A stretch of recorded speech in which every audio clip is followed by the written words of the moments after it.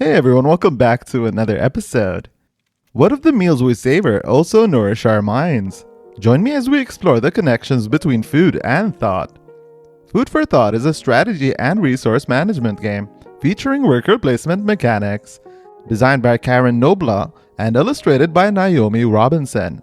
It is published by Grail Games in 2024. The game accommodates 1 to 4 players and typically takes around 90 minutes to play. This game is a re-implementation of the earlier title, Consumption, Food and Choices, which originally included the Picky Eater and Extra Helpings expansions. The previous version was released in 2019 by Colossal Games. Food for Thought takes cues from actual diets and lifestyle choices, creating a unique gameplay experience. While the dietary rules presented are not meant to serve as genuine nutritional guidance, they provide players with a glimpse into different diets, some of which have been creatively adjusted for the game. Players are invited to fully embrace their designated roles, but they should approach the experience with an open mind. There's a chance you might glean new insights about nutrition and wellness along the way.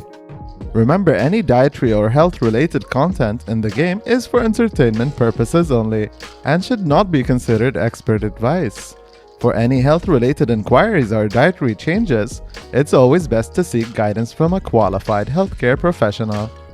In Food for Thought, players strive to balance their lifestyles to achieve optimal nutrition by cooking, eating specific recipes, and working out.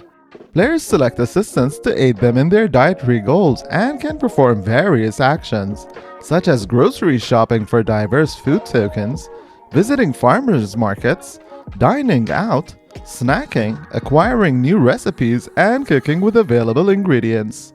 Cooking and working out are essential to managing food intake and expenditure, and finding the right balance is crucial. Players can also choose to pass their turn, effectively skipping their actions for the round, although this is generally not advisable. The game is crafted by a registered dietitian, who is also an avid board gamer. Let's see how the game is played, and I'll give you my final thoughts afterward. This summary does not replace the rulebook. Food for Thought is a resource management strategy game with worker placement mechanics. The objective is to accumulate the most points by the game's conclusion. Each player begins with a standard diet board representing a kitchen and their body, featuring various food groups and action locations. The main board includes several action locations and a victory point track.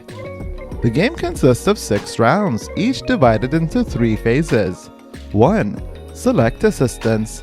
2. Take actions. 3. Prepare for the next round. 1. Select assistants. In this phase, players choose a new assistant card to assist them in various ways.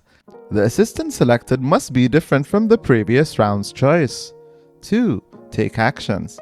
Players have 4 action tokens and take turns in clockwise order. On their turn, a player places 1 action token on an available action location. Possible actions include grocery shopping, a primary method for acquiring food tokens for your kitchen. Farmers Market offers a range of cards, allowing players to visit up to twice. Players can either stock their kitchen or add food to their body, depending on the chosen card. Dining Out includes options like pizza to go and the Chinese buffet. At Pizza to Go, players consume all food tokens, allowing the action token to be moved to another location at the end of the round. At the Chinese buffet, players select a row of food tokens to consume. Snack. Transfer 1 food token from the kitchen to the body. Recipes and Cook. Players can collect up to 3 incomplete recipe cards and cook with up to 3 food tokens from their kitchen. Completing a recipe scores points, with tokens from the recipe going into the player's body. Recipe cards may also provide special bonuses. Activities and Workout. Players can collect up to 2 incomplete activity cards and work out by expending up to 3 food tokens from their body. Completing an activity card scores points, with tokens returned to the supply. Different sets of completed activity cards can also yield endgame points. Place and Pass. A player may place an action token on an available space and skip the remainder of the round. 3. Prepare for the next round. Players prepare for the next round by moving all food tokens in their kitchen one space to the right, closer to the trash. The main board is refreshed with new tokens, removing old ones and updating recipe and activity cards. The first player token is passed clockwise. If it is the sixth and final round, the game concludes. End of the game. At the end of the game, players score points based on several criteria, including adding or subtracting victory points for each food group on their diet boards, depending on the last food token's position in their body. Points for completed recipe cards with endgame scoring icons. Points for sets of completed activity cards with different icons. Multiple sets can be scored, but the same activity card cannot be reused. Subtracting 2 points for each food token in the trash. Subtracting points indicated on incomplete recipe and activity cards. The player with the highest victory points at the end wins. The game also offers variants and game modules. Game variants. 2-player mode, similar to the standard game with minor adjustments. Solo mode, players aim to beat their own high score. Alternate diet boards. Players can choose to play on either the standard or alternate side of the diet board, featuring different diet types. Modules. Potluck module, Goals module, Food allergy module, and Freeze module. I have thoroughly enjoyed my experience with Food for Thought. The gameplay is both engaging and fun, challenging players to strike the perfect balance in their diets to maximize their points by the game's end. Achieving this balance is no easy feat, as it requires strategic thinking and foresight about how to manage food tokens in your kitchen and your body. Selecting the right recipe and activity cards plays a crucial role in paving the way to victory. And the special effects on the end game bonuses and certain cards provide invaluable boosts during play or at the conclusion, making them essential to pursue. One of the elements I found particularly enjoyable is the game's focus on cooking and working out. Players must carefully balance these actions to ensure they have the ideal number of food tokens from each group in their body, optimizing their scoring potential. The variety of actions available adds depth to each turn, with grocery shopping being a standout feature. The clever inclusion of dice rolling mechanic for acquiring food tokens at a discount made this action a highlight. Players can purchase up to $6 worth of food tokens, and the imaginative use of non-physical currency adds a fun twist. I love the strategy involved in deciding whether to buy discounted tokens or splurge on out-of-stock items. The Dine Out action is another favorite of mine, allowing players to hoard food tokens and directly add them to their body. It felt very tactile and reminiscent of the Waterdeep Harbor action from Lords of Waterdeep, so fans of that game will appreciate the familiarity.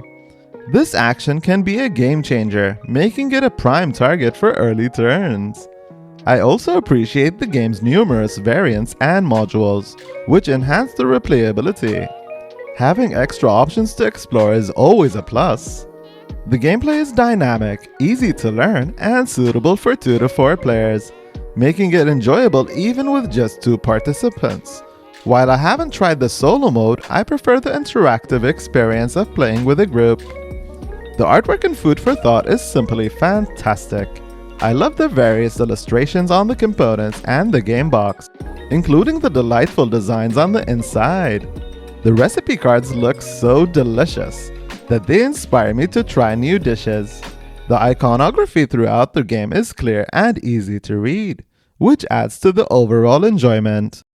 The components are varied and vibrant, especially the inclusion of over 400 wooden food tokens, which are colorful and bright. The main game board is impressive and spacious, though the player boards could benefit from being a bit sturdier.